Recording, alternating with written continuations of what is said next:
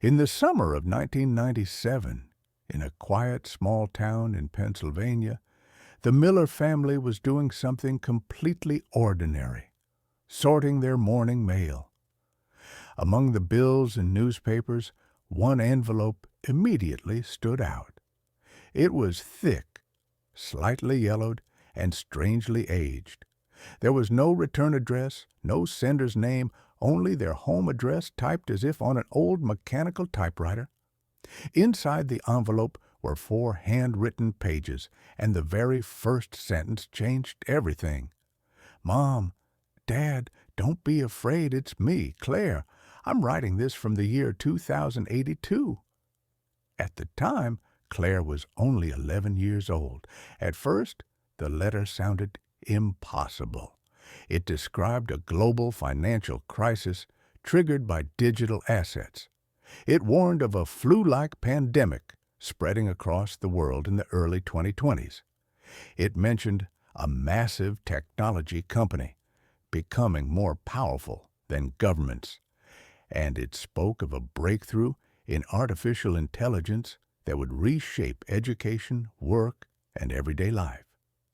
In 1997, these ideas sounded like science fiction. Then the letter became personal.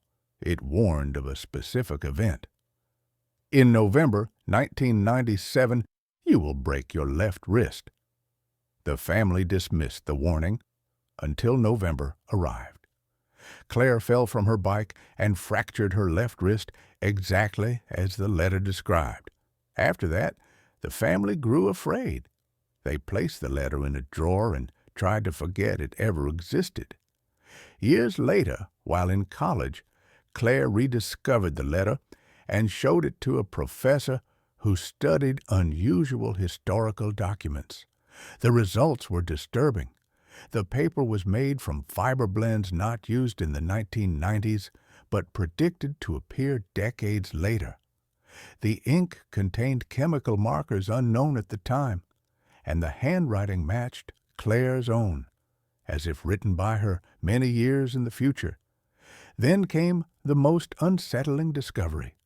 The postal stamp on the envelope was real, official, and clearly dated April 27, 2027.